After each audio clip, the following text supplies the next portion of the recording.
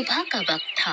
तालाब के किनारे तीन बहनें स्नेहा, राधा और वर्षा आपस में बातें करते हुए बैठी थीं। तभी ठाकुर बलदेव सिंह गुजरते हुए उनकी ओर देखता है।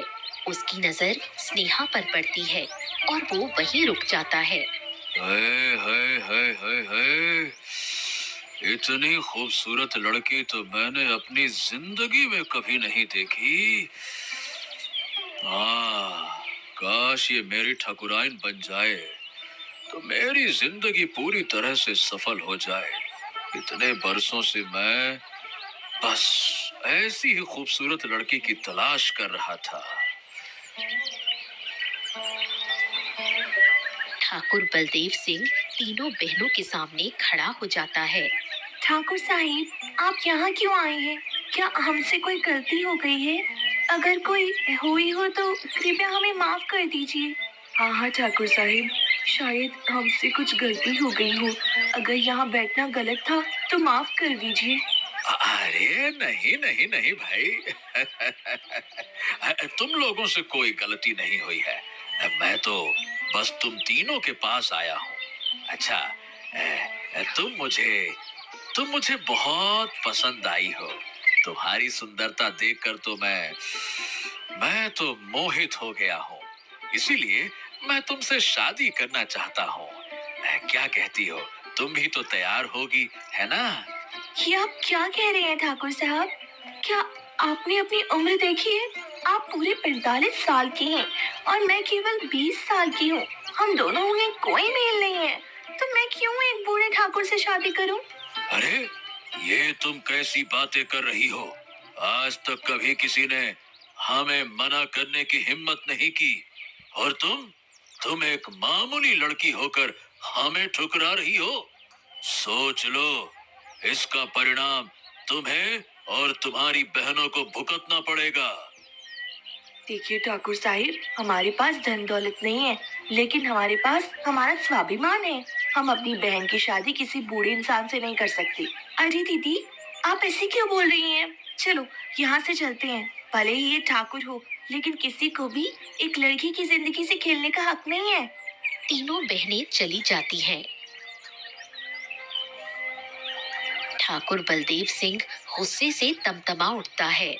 आह, इतनी हिम्मत! आज तक किसी ने मुझे मना करने की कोशिश नहीं की, और इस लड़की ने मेरी इतनी बेइज्जती कर दी। आह, गुस्से में भड़कते हुए ठाकुर बलदेव सिंह अपनी हवेली की ओर चलता है। तभी वहां हरिया आ जाता है। जयराम जी की ठाकुर साहब, क्या बात है ठाकुर साहब? आप बड़े परेशान लग रहे हैं। हरिया, वो तीनों बहनें, राधा, वर्षा और स्नेहा, उनमें से स्नेहा हमें बहुत ज्यादा पसंद आ गई है। मैं उससे शादी करना चाहता हूँ, लेकिन लेकिन लेकिन उसने हमें ठुकरा दिया। उसने उसने हमारे चेहरे पर मना कर दिया, हमारे हमारे मुंह पर। और हम इस अपमान को इतनी आसानी से नहीं भूल सकते। ठाकुर साहब, वो तीनों बहनें कभी एक दूसरे से अलग नहीं रही हैं। वो आपकी बात कभी नहीं मानेंगी, क्योंकि जो फैसला वो लेती हैं उसे वो कभी नहीं बदलती हैं। तीनों के बीच बहुत गहरा प्रेम है ठाकुर साहब। नहीं नहीं नहीं हरिया, तुम मुझे नहीं जानते। मैं जो ठान लेता हूँ, मैं उसे हासिल करके ही रहता हूँ। उसने हमें ठुकराया है ना, अब इसकी कीमत उसे चुकानी पड़ेगी।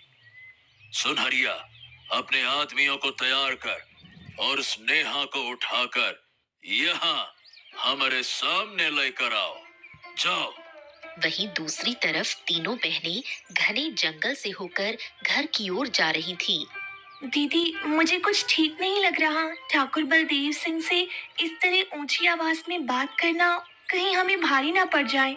कोई बात नहीं वर्षा, तुम क्या सोचती हो? हम इतनी आसानी से उसकी बात मान लेंगे? कभी नहीं। हम अपने स्वाभिमान के साथ जीते हैं। भले ही उसके पास सब कुछ हो, लेकिन मैं एक बूढ़े इंसान से कभी शादी नहीं कर सकती। हाँ बिल्कुल ठीक कह रही है स्नेहा। बड़ा ठाकुर है तो क्या हुआ? अरे मैं तो भूल ही गई, मुझे कल फूल तोड़ने थी। भैया ने मंगवाए थे। तुम दोनों घर चली जाओ, मैं थोड़ा फूल लेकर आती हूँ। फिर राधा और वर्षा दोनों वहां से घर की ओर चली गईं और स्नेहा थोड़ा ही आगे बढ़ती है कि अचानक बलदेव सिंह के आदमी उसे चारों तरफ से घेर लेते हैं। तुम लोग कौन हो? मुझे यहाँ क्यों घेर रहे हो? छोड़ो मुझे, जाने दो।